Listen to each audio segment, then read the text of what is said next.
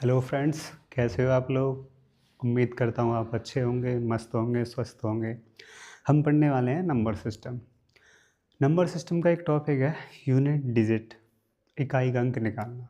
Find the unit digit. चलो कैसे निकालते हैं इकाई का अंक सीखते हैं। सबसे पहले एक पेज लेते हैं जिस पे कॉन्सेप्ट क्लियर करते हैं अपन लोग, ठीक है।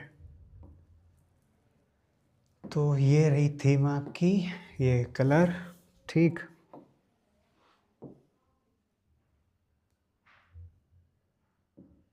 सबसे पहले आप देखो, अगर हम 5 का गुणा करें सम संख्या में और विषम संख्या में, तो वैल्यू क्या आती है। 5 का गुणा हम विषम संख्या में करें और सम संख्या में करें तो वैल्यू क्या आती है। ये एक कॉन्सेप्ट है कि 5 का प्रोडक्ट इवन नंबर में करते हैं तो हमेशा इकाई अंक 0 आएगा। तो यहाँ पे जो आंसर रहेगा वो रहेगा आपका शून्य। इकाई अंक क्या बनेगा आपका, शून्य बनेगा। जैसे कि आप एक संख्या ले सकते हो 5 × 4, तो वैल्यू क्या बनी 20, जिसमें आप देख रहे हैं इकाई अंक कितना है, शून्य है, 0 है, ठीक है। ऐसे ही आप 5 का प्रोडक्ट किसी भी इवन नंबर से अगर करते हैं तो हमेशा इकाई अंक क्या बनेगा, शून्य ही बनेगा। लेकिन इधर दूसरा कॉन्सेप्ट ये है आपका, पहला कॉन्सेप्ट। दूसरा कॉन्सेप्ट ये है कि अगर आप 5 का प्रोडक्ट ऑड नंबर में करते हैं तो हमेशा इकाई अंक बनता है क्या, 5। जैसे 5 × 21 ले सकते हो आप, कुछ भी ले लो आप, लेकिन वो ऑड नंबर होना चाहिए आपका। जैसे कि यहाँ पे ले रखा है, तो अगर हम इसका प्रोडक्ट करें तो उसका इकाई अंक क्या आया, 5 ही तो आया। तो ये दो कॉन्सेप्ट हैं आपके कि अगर हम 5 का प्रोडक्ट इवन नंबर में करें तो हमेशा शून्य आता है, जबकि 5 का प्रोडक्ट ऑड नंबर में करें तो आपका क्या आता है, सिर्फ 5। ठीक, कॉन्सेप्ट क्लियर है। सवाल देखते हैं फिर आपका। ये रहा, देखो पहला सवाल। इसमें लिखा हुआ है निम्नलिखित गुणनफल का इकाई अंक ज्ञात करें, ठीक है।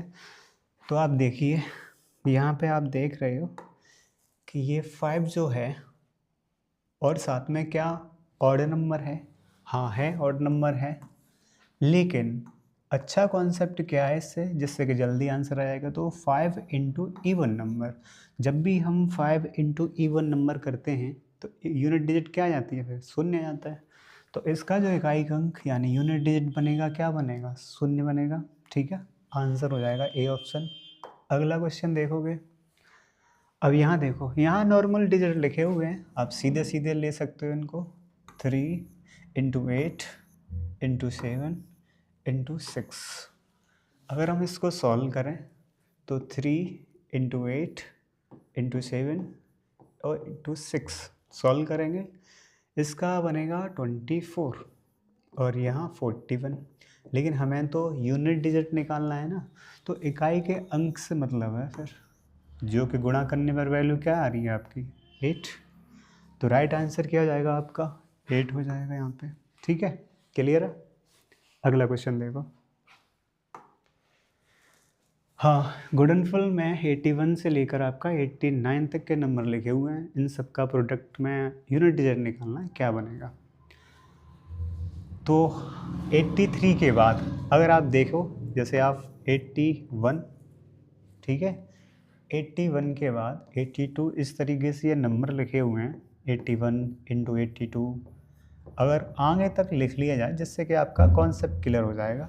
84, तो देखो यहाँ पे 85 भी आएगा, और जैसे ही 85 आया और लास्ट में आपका 89 तक है, तो 5 का किसी भी इवन नंबर में अगर प्रोडक्ट करते हैं, गुणा करते हैं, तो इकाई अंक क्या आता है, 0। 5 गुणा एक सम संख्या, तो इकाई अंक 0 आएगा। यहाँ 5 है, इकाई अंक बहुत सारे जो हैं उनमें आप देख रहे हो कि सम संख्या वाले कई हैं, तो सीधा गुणा करने पर क्या जाएगा आपका, शून्य आ जाएगा इसका प्रोडक्ट। इकाई अंक इसका क्या बनेगा, शून्य ही बनेगा। ठीक है, तो आंसर है ए ऑप्शन। अगला क्वेश्चन देखोगे आप, सभी विषम अभाज्य संख्याओं के गुणनफल का इकाई अंक क्या होगा। सभी विषम, तो सबसे छोटा, सभी विषम अभाज्य संख्याओं के गुणनफल का इकाई अंक रखा है।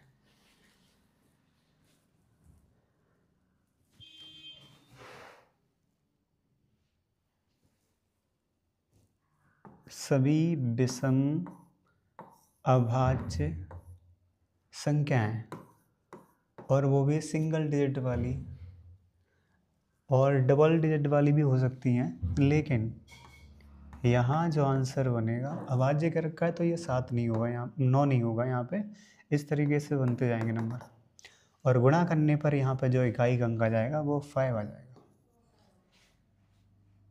दो अभाज्य संख्या तो है लेकिन वो विषम नहीं है, इसलिए इस सवाल में उसको नहीं लेंगे हम लोग।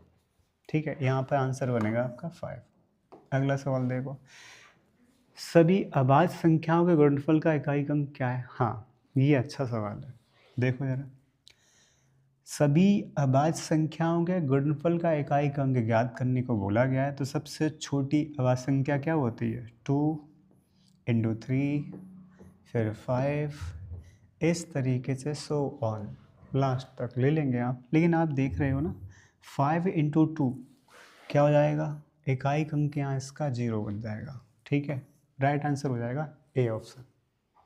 Is that clear. अगला सवाल देखो, देखो जैसे शून्य लिखा हुआ है ना यहाँ पे, शून्य की पावर कितनी भी हो शून्य ही बनेगा आंसर यहाँ पे। ठीक है, तो शून्य बनेगा यहाँ पे। फिर आपका लिखा हुआ है एक की पावर कितनी भी कर लो, एक ही बनता है। फिर 2 की पावर 2 की वैल्यू कितनी हो जाएगी, 4 हो जाएगी। 3 की पावर 2 की वैल्यू कितनी हो जाएगी, 2। 3 की पावर 2 लिखा है ना, हाँ 2 लिखा है, तो उसकी वैल्यू हो जाएगी 9। और इसको अगर आप सॉल्व करोगे 14 बनेगा, और 14 बनने पर इकाई अंक क्या आ जाएगा आपका 4। ठीक है, नेक्स्ट सवाल देखो जरा, 5 की पावर कुछ भी लिखा हो 5 ही बनता है। ठीक है, तो यहाँ बन जाएगा आपका 5।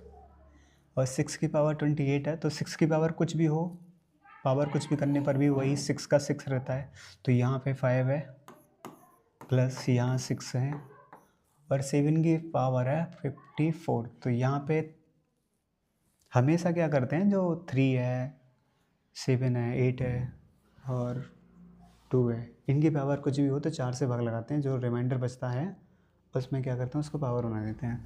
तो 4 से भाग करने पे यहाँ पर 2 बचेगा, और 2 बचने पर 3 की पावर 2 की वैल्यू 9 हो जाएगी। और इसको सॉल्व करेंगे अगर अपन लोग, तो ये हो जाएगा आपका 20, और 20 होने पर इकाई अंक क्या आ जाएगा, 0। 43 की पावर है 46, इकाई अंक ज्ञात करवा रहा। ठीक है, तो 3 की पावर में अगर 42 है तो 4 से भाग लगाएंगे, और 4 से भाग लगाने पर 2 बचेगा, और 3 की पावर 2 की वैल्यू कितनी हो जाती है, 9।